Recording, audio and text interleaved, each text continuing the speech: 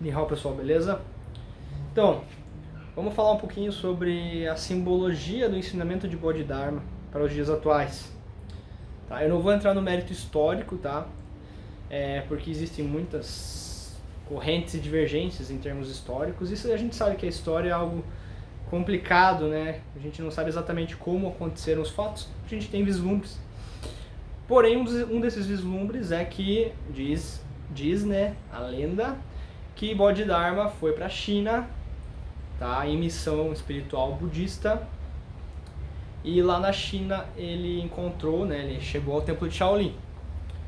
E no templo de Shaolin, né, que era um dos templos budistas lá da China, na época, ele viu monges debilitados, fracos, porque eles só meditavam, ou seja, eles só davam energia, eles só dedicavam a energia deles para o mundo espiritual, para o mundo intangível, né, impalpável. Eles não se preocupavam com a parte material, né, deles terrena, estrutural. Bodhidharma, ao ver isso, diz a lenda, ensinou exercícios que ele sabia como um indiano, de respiração, que é pranayamas, de yoga, né, exercícios de respiração em movimento, né, de movimentação.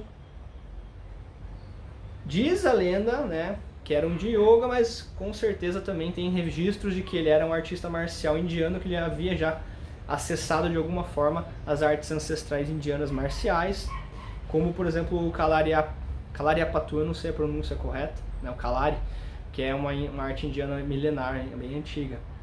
E aí ele ensinou aos monges exercícios que depois, com a evolução do tempo, né, com o passar do tempo, sendo utilizados para defesa pessoal, né, porque o templo de Shaolin começou a ser muito visado, porque Bodhidharma gerou, o impacto dele foi tão grande em Shaolin, que depois que ele foi embora, né, ficou como se fosse um ponto de peregrinação o templo de Shaolin, e as pessoas deixavam muitas posses, deixavam coisas lá em oferenda, e começou a ter muita riqueza o templo de Shaolin, e aí começou a ter muito saqueador também.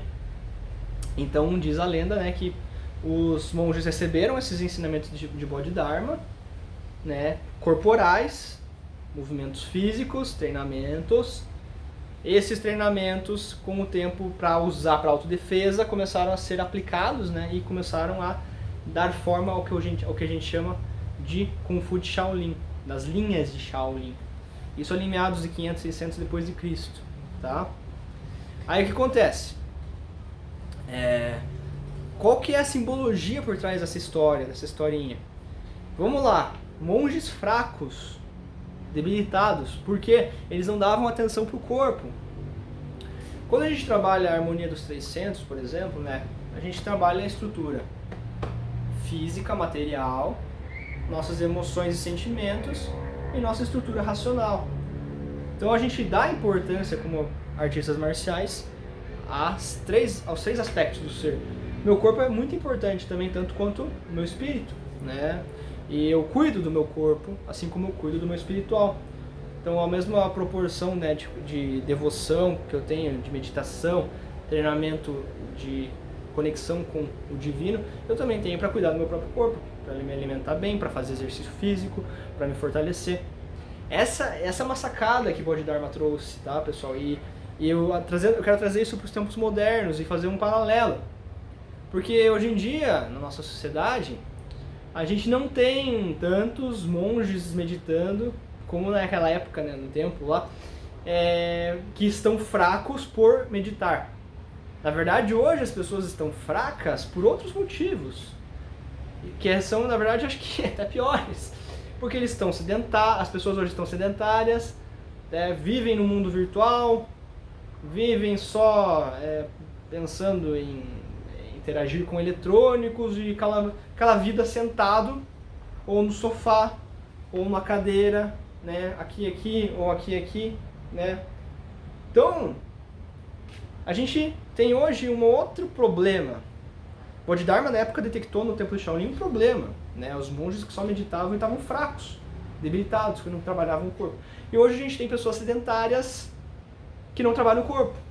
Então a gente pode trazer esse simbolismo de Bodhidharma para os dias de hoje. E como o Bodhidharma fez, a gente também fazer esse empoderamento do nosso corpo. Então, quem busca uma arte marcial, quem busca uma prática corporal, na verdade está buscando esse encontro com o fortalecimento do próprio corpo, com o enraizamento da própria energia nesse corpo, para que um corpo saudável gera uma mente saudável e um espírito saudável, né? Uma coisa está conectada à outra, né? A harmonia, ela está interdependente de todos esses aspectos, tá? Então, isso é uma coisa que é um conceito que foi sendo evoluído na espiritualidade chinesa, porque tanto na chinesa até na própria indiana tinha muito essa coisa do ascetismo, da cultura monástica de esquecer o corpo, abandonar o corpo. Então existiam muitas correntes espirituais, filosóficas, religiosas no Oriente, né, há milhares de anos atrás, que buscavam a conexão com o espiritual, porém abdicando do corpo, tá? E com o passar do tempo, o Bodhidharma foi um dos grandes caras que teve essa sacada de que não, a gente precisa do corpo forte também, corpo saudável.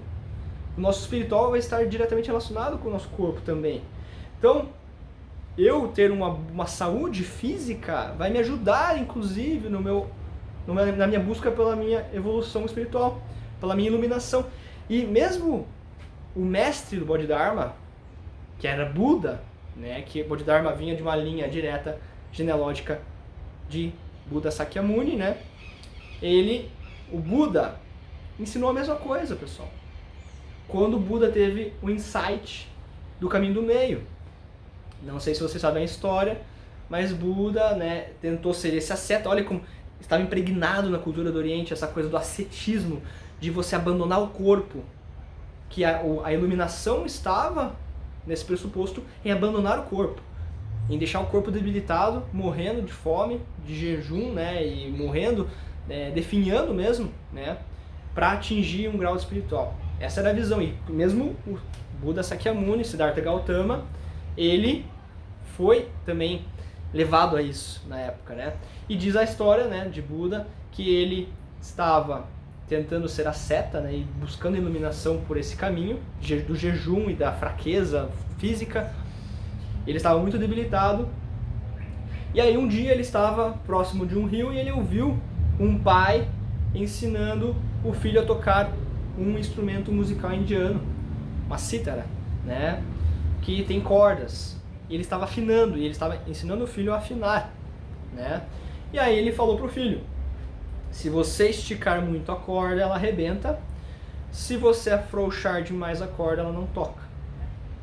Buda ouviu isso, e ao ouvir isso, ele teve esse insight do caminho do meio. Que eu não preciso ser extremista, eu não preciso abandonar meu corpo para encontrar o espiritual. E da mesma forma, eu não preciso abandonar o espiritual para encontrar a minha força física, o meu corpo, né? O caminho do meio, o caminho da harmonia. E aí esse insight fez com que Buda, após esse processo, conseguisse realmente atingir a iluminação, né? Depois das 3 provações que ele teve embaixo da árvore, né? Então, se vocês não conhecem a história, eu sugiro que pesquisem. Tem um filme muito bom chamado Pequeno Buda, que ele traz um pouco para essa visão ocidental, a história do budismo. Ele mostra a história de iluminação de Buda, bem interessante.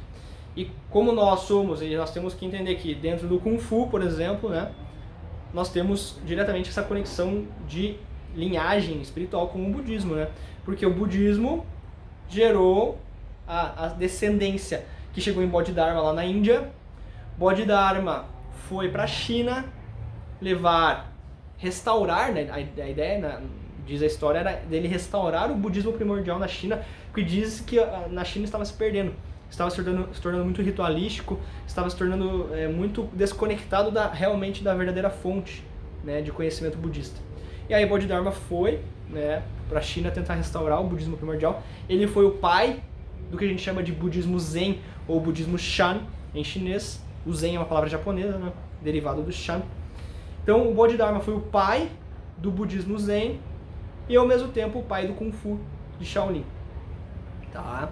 Kung Fu de Shaolin é específico porque existiam e existem outras linhas que transcendem Shaolin, porque a arte marcial na China é muito mais antiga do que Shaolin, E a arte marcial existe desde a pré-história, quando o homem começou a se defender com pedaço de pau.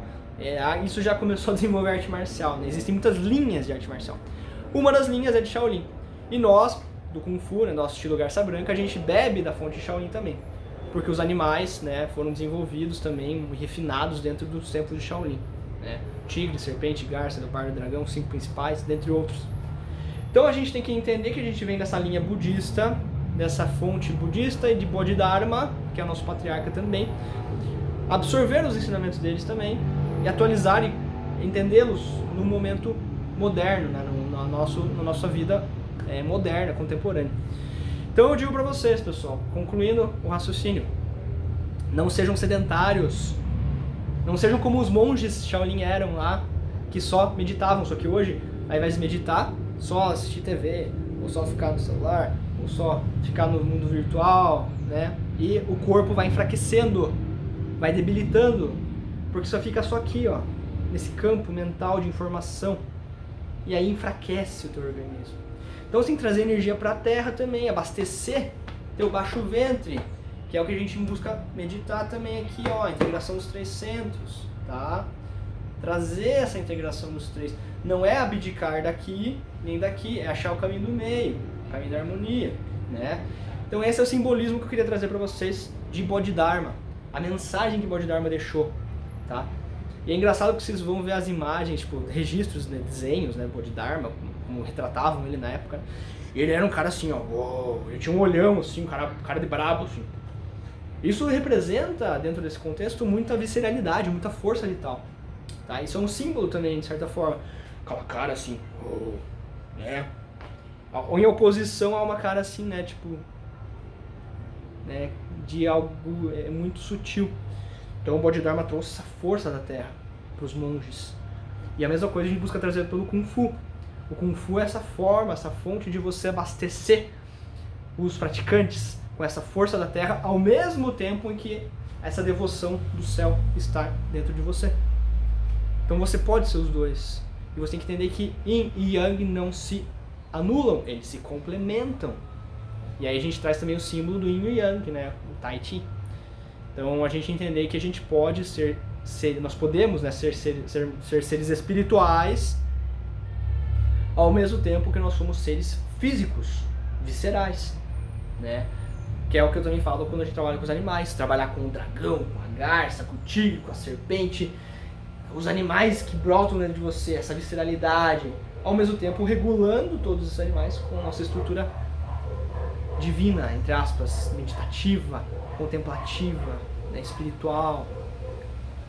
E essa balança sempre mantendo-se harmônica, ok? Sem excessos. Beleza, pessoal? Continue praticando, encontrando cada dia mais o caminho da harmonia. Sim, sim.